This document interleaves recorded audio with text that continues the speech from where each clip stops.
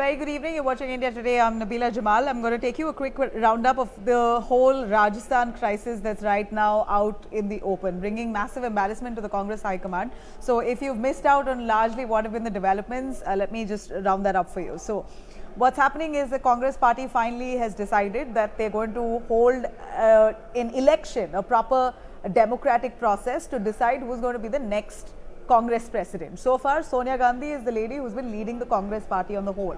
So they want a change in face, a non-Gandhi family or a non-Gandhi face, so that it renews the Congress prospects on ground.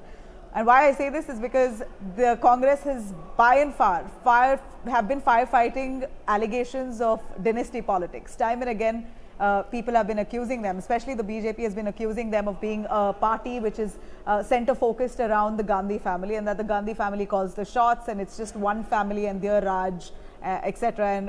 And with that kind of power that the Gandhi family holds, they're never going to they're never going to really be interested in the public's welfare, but instead their own welfare. Those are the allegations that they want to shrug off. So Congress decided that they're going to hold a free and fair election within the party just to decide who's going to be the next face. There were a couple of names that were doing the rounds, including that of Ashok Gehlot, who's a Rajasthan Chief Minister, Shashi Tharoor, who's a Kerala MP and known to be close to the Gandhi. So these are the couple of leaders who are senior and who are looked at as credible and potential candidates for Congress president.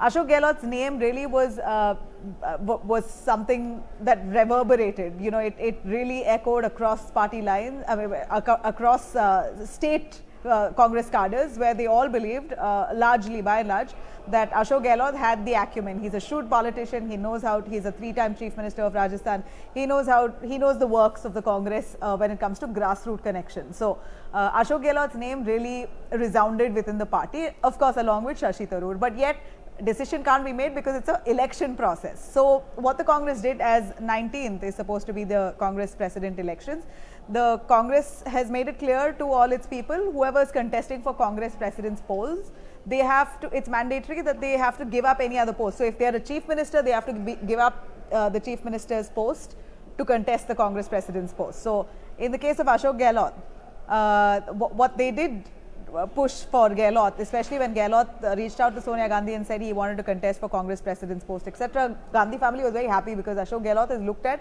as one of the Gandhi's most closest aide, or a loyalist number one. If I can call Gehlot loyalist number one, he could be that. He literally is the closest to the Gandhi family. So Sonia Gandhi ideally has been welcoming of Ashok Gehlot taking over the reins from her. She's the interim president. There was a lot of talk about how Rahul Gandhi also should be made, or Rahul Gandhi itself should be made the Congress president. But that, again, like I said, the BJP has really managed to successfully kill the reputation of Rahul Gandhi, and of course with his own antics time and again, he's really failed to gauge the situation on ground or read the room and act accordingly as a fitting opposition. Somehow it appears that his credibility to lead the Congress party isn't at its best today. So Congress party was looking for another face apart from the Gandhi family, within the Gandhi family. So Ashok Gehlot, like I said, the right face, they decided that that this would to actually put Ashok Gehlot in the fray of Congress president's race would really end another tussle that's happening in Rajasthan, and that is between Gehlot and Sachin Pilot. Sachin Pilot is looked at as the best face for the Congress party in Rajasthan. He's a new generation leader. He brings a lot of energy and vision and strategy to the party, and with his capabilities, and since he's also close to the Gandhi family, mostly Rahul Gandhi and Priyanka Gandhi, he has been the choice for the Gandhi family to take over from Ashok Gehlot once Ashok Gehlot moves out. So ideally, the Congress, what it had planned was that Ashok Gehlot very, very smoothly transfers his power as the chief minister to Sachin Pilot, and then he contests the Congress president's election, and this would be a smooth affair. So yesterday, there was a CLP meeting that was supposed to be held, a Congress meeting where all the leaders were called in, and that's where a decision and an announcement had to be made, where Ashok Gehlot even said that it's time now to give up my post to someone new. A younger generation will have to take over. Remember, Ashok Gehlot is 70 years old, so he's quite a senior leader, and he sort of admitted in that meeting that he has to give the post. Now he has to hand over the post to Sachin Pilot. Without saying Sachin Pilot's name, he said that someone new of the new generation will have to take over, and I think it's about time that I have to move forward and I'm contesting the Congress President polls, etc. So this, what has happened immediately when feelers like this came out, many of the Congress Gehlot camp loyalists, almost 92 of them, very angry with the supposed change of guard, even before the change of guard could even happen in Rajasthan, before Gehlot could give his powers to Sachin Pilot and Pilot to take over. 92 of Gehlot camp MLAs, basically those supporting Gehlot, came out, reached the residence of the Speaker CP Joshi in Rajasthan and gave their resignation, saying that we don't want to see Sachin Pilot as our Chief Minister. The allegation that many of these Gehlot loyalists are making is that Sachin Pilot was the same man who worked with the BJP to almost topple the government in 2020. 2 years ago, the allegation was that Sachin Pilot, because he wasn't, there was a lot of friction between Pilot and Gehlot, and Sachin wanted to be the deputy, he wanted to be the CM in fact, but because there was a lot of resistance coming in from the Gehlot side, Sachin Pilot almost threatened to quit and even join hands with the BJP. So according to the Gehlot camp members, that Sachin actually tried to jeopardize the party's prospects, and since he did that, the Gehlot camp MLAs of the Congress are very upset, saying that we can't let someone like him be the Chief Minister. He almost arm twisted us 2 years ago. We will not let that happen. We won't entertain that bit. Also, what the Gehlot MLAs have been saying is that the BJP always plays a master stroke when it sees fissures within any party, except for their own. They know how to actually crack into it and even take power, topple the government and take over. Like we saw in Madhya Pradesh, Congress government was brought down by the BJP and they took over. There was Operation Kamala, allegations, all of that. Yes or no, it's all in the air. There's never an investigation done into it. But at the end of it, this has happened. You saw similar situation even in Goa, similar in Maharashtra, similar in Karnataka, where the Congress government toppled and the BJP took over. So in Rajasthan somehow it did not happen. So Gehlot and his camp basically take credit for that, saying that we were the ones who stood by the party so staunchly and ensured that we fought against the BJP's attempts to poach us and all this Operation Kamala that was floated by the BJP, and we somehow managed to combat that. And despite that, despite us standing strong and ensuring that the government has completed its term, basically in another year, Rajasthan also goes into elections. So they've almost completed their term. Despite that, why is our suggestion not being taken on who is going to be the next Chief Minister of Rajasthan? This is what the Gehlot camp says, saying that all right, you're giving Gehlot the Congress President's post, but when you're deciding on who's going to be the Chief Minister of the state of Rajasthan, then we've got to be in the loop. The MLAs, the Congress MLAs who fought for the party have to be consulted before them deciding who should be the face. So they're saying that Sachin Pilot is a no-no. They're not going to be okay with Sachin Pilot because they just don't reckon with him, and they feel that he's carried out anti-party activity.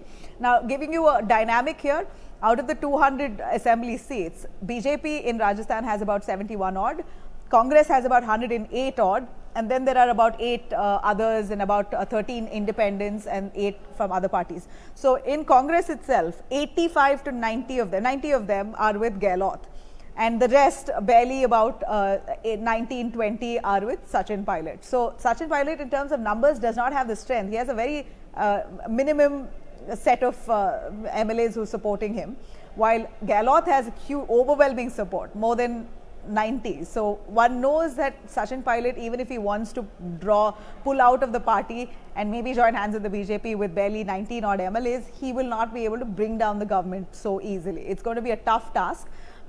Yes, Sachin Pilot did threaten the same in 2020, and Gehlot camp says that we stopped him from doing it. We ensured that the government continued till date. So today, when you want to change the CM face, we are not consulted. That's not happening. So that's exactly what's happened now in the state of Rajasthan.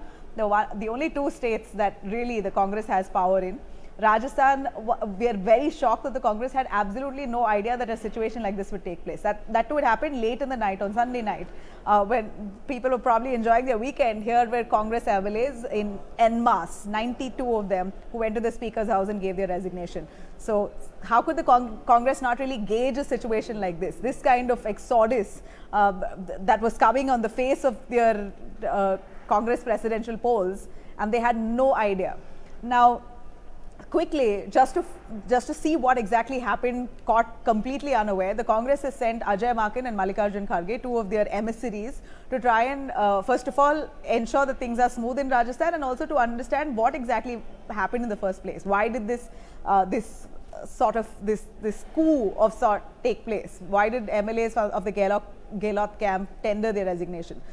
So Ajay Makan and Mallikarjun Kharge even tried to meet with those MLAs who are supporting Gehlot, but none of them actually met them. They refused to meet Makan and Mallikarjun Kharge, saying that we are not going to meet you. If it is not Gehlot, it's nobody else. If it is Sachin Pilot, be sure that we are gone. If it is not Gehlot, then it should be a man who Gehlot picks and who they all accept. Basically, it should be their choice of a successor, not the High Command's choice of a successor. So we see that the Gehlot camp members, 92 of them, they know very well, they have the numbers, clearly why the confidence is coming, are literally staring down the Congress government, the Congress High Command at this point. So it doesn't seem like a Sonia or a Rahul or a Priyanka or any of the Gandhi family members who ideally hold power in the Congress have any way to salvage this situation at this point, apart from, of course, allowing Gehlot to continue as the chief minister. What happens in that eventuality? Does Gehlot stand a chance to contest for the Congress president's polls? Now, in the latest piece of information, from what we found from our sources here, is that Ashok Gehlot is no more in the Congress president's race. So this means that the Congress now will have to find another loyalist to take on the party's reins. Now, why I say that they're looking for a Gandhi loyalist is in the first place that even though they claim that this is a free and fair election process to decide the Congress president, there was already a lot of talk that Ashok Gehlot will be the man who will be selected. Even though it's an election process, he will be the man who will surely win, etc. There was so much build up over Ashok Gehlot. That's because he's very close to the Gandhi family, and the Gandhi family wanted someone who they are okay with, basically their someone within their inner circle, within their coterie, who they know will not defy them. Now, Ashok Gehlot, with this antics here, has completely defied the High Command. And why I say this is because from the looks of it, the entire drama that happened in Rajasthan, it appears, has been orchestrated by Ashok Gehlot. This is what Ajay Makan and Mallikarjun Kharge has also has in fact decided to convey this message to the Congress High Command, and they as part of their report have already decided to present the problem to the Congress High Command, saying that this is Gehlot's orchestration. He strategized this entire situation where MLAs would come and resign if he does not continue as the CM. So this is for him to be blamed. In fact, the entire the embarrassment that the Congress High Command, the Congress party in general is facing today is because of Ashok Gehlot. That's what most of the senior leaders of the Congress are now doubting, that it is Gehlot who's done this entire, orchestrated this whole controversy. So it could be very well true, because Gehlot is a very shrewd politician. He's managed to be 3-time CM, overpowered all the best of the politicians in Rajasthan so many years, and has really fought in the face of any party against him or any person against him. So one can only imagine that he knows his way to success by hook or by crook, whatever it is. He's managed to stay put as Rajasthan Chief Minister for a decade and a half. Now, it appears that the Congress High Command is very angry with Ashok Gehlot. They don't want him to contest the president polls anymore, and they stick with their policy of one person, one post. So it appears now Shashi Tharoor and a few other names are again doing the rounds. Will they stall the Congress elections that is due to happen October 19th? That remains to be seen. For now, there's no direction on that. It appears that the date still remains fixed, but it certainly sent the Congress into a complete dizzy. Congress is right now on a Bharat Jodo Yatra. Rahul Gandhi is leading that yatra. He's, for the optics of it, or he probably is really enjoying it for all you know. He's playing football with the kids there. He's going on a boat race. So he's doing all the right things for the shutterbugs as he tries to establish his ground connect. So Congress's Bharat Jodo Yatra is all about trying to revive its ground connections and, of course, highlight the economy, the dwindling economy, and also the number of the communal issues in the country and how hate is growing, etc., etc.